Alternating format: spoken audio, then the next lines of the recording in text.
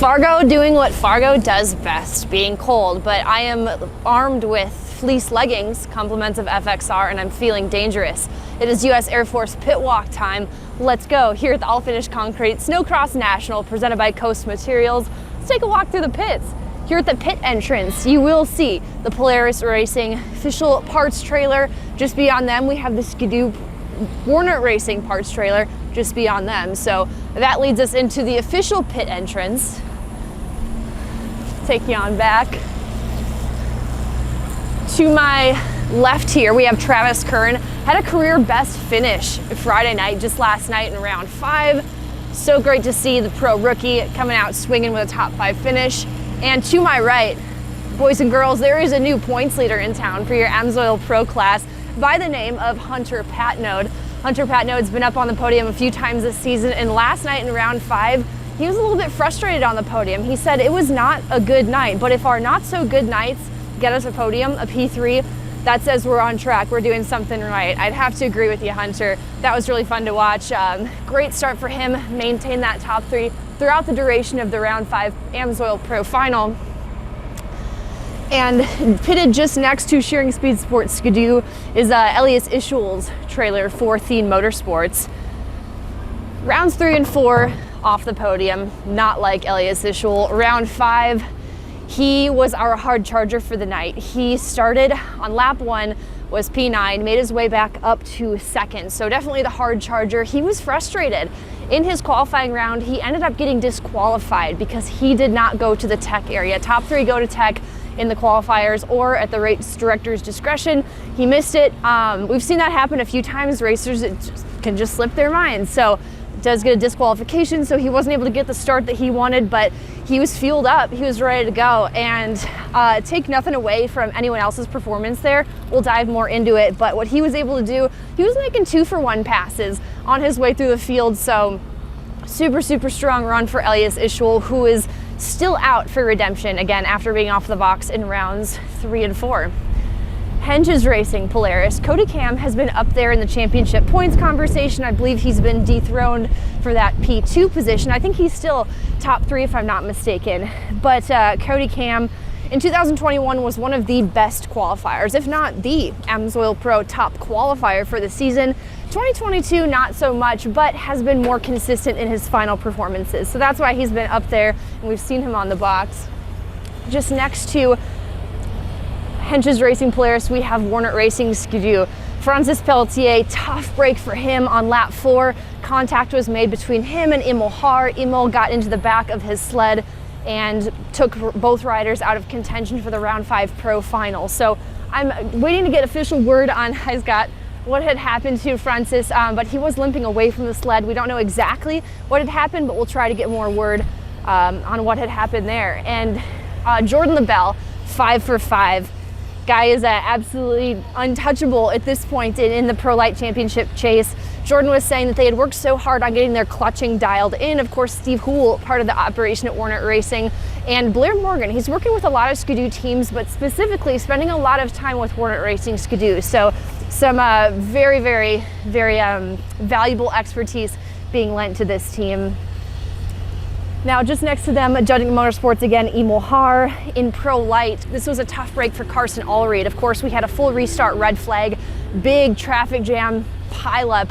Carson Allred was involved in that, so he was not able to then restart that race after that red flag restart. So tough break for Carson Allred. Team LaValle Polaris, one of the strongest whole shot teams all collectively throughout the team in 2021. They've carried that into this year, that is for certain. Riley Bester, Andy Leaders put forth one of the most exciting Pro Light qualifiers we've seen this year, if not the most exciting. He was up there. And Adam Peterson. So Adam Peterson and Kyle Pauline finished 6th and 5th respectively in round 5. So up there, top 10s. Travis Muller pitted right next to them. We have another side of the pits over here. We'll make our way back around. Zanstra Motorsports pitted just next to them. Alexa Zanstra, been up there as well in the Pro Women's racing this year. All Finish Racing. This is the man, 221, Dan Venom. His first win back on an Arctic Cat, that first career win. This was career win number 3 last night, which was monumental for the team. That first Arctic Cat win came in 2017, 2018. excuse me, 2018, 2019. That first Skidoo win came in 2019, 2020, and now back on Arctic Cat. We talked a lot about them on the broadcast, both him and his teammates, Jacob Urich and Anson Shield, and it's been a very trying year for them, just getting these sleds to where they need to be. And of course, this is a brand new team, so they're not only working with guys like Dan Venom who are transitioning back to the Arctic Cat, which he said feels like he's reverting to his old style, home base for him, if you will, but just getting everything dialed in with this new team. But the pieces finally came together. It's been a gradual progression for the whole team, but to see it pay off last night at the all-finished concrete Snocross National, that's goosebumps, man. That is a storybook finish. So congratulations, Dan. We're all so pumped for you. So just beyond them, KC Motorsports. What do we got on KC Motorsports Polaris? Evan Christian, he was running third in the Pro Light final up until lap 4, and then he continued on to finish 4th overall in the Pro Light final. So I continue to be such a big fan of Evan Christian and what he's put forth this year in his rookie season in the Pro Light class. Just past the KC Motorsports Polaris trailer, we have Hammer Motorsports. Of course, Nick Lorenz has been the second most consistent guy in the Pro Light class, which is why he is P2 in that championship points chase, just behind Jordan LaBelle. And this guy has to be fired up. He wants that win so badly. He's a proven winner in the Pro Light class. It just hasn't happened for him yet. But I have a good feeling that it could be around the corner. The speed's most definitely been there. Just beyond Hammer Motorsports, we have Woody's Racing. Last evening, Taven Woody, an unfortunate mechanical, I believe, don't quote me on this, it could have been a broken spindle. We're gonna go get official word here soon, but she did not, I made a mistake on the broadcast. I thought she had pulled off. That was according to timing and scoring. She did not. If she did, it was just temporary, momentary. She did go back on just to salvage as many points as she could. So still, she's sitting third in the Pro Women's Championship points chase, but still some tough luck regardless for her. There's Avery Hammer, the 415. Speak of the devil, Hammer Motorsports. More for Thien Motorsports. Let's go down this way towards the end. Marcus Ogamar, P2 in Pro Light. When Marcus Ogamar cries, we all cry. He was so emotional on the podium. That was his season best, was a P2. He, a former Pro Light winner, one of our Swedish riders. He's a family man. He has a family back home. He was emotional, saying, you know, it's hard to be away from your family. It's a big sacrifice any athlete has to make, especially when you're on the other side of the world. He just hopes that his daughter is as proud of him as he is of her. There goes Holshot Hauger ripping through the pits. So yes, Thien Motorsports could do. Marcus Ogamar, congrats on the great finish. And our pits actually extend. So here we are. If you're looking at the dirt track, Red River Valley Speedway, we're outside of turn 2 right now. There are more pits on the other side. I'm not gonna walk back over there this time, just for the sake of a time for this US Air Force pit walk. But let's make our way back through the last stretch of this little tour. We'll walk and talk as we go.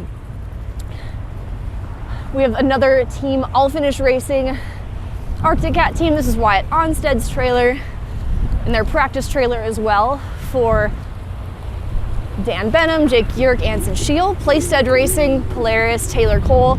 We've seen him on the podium in Pro Light.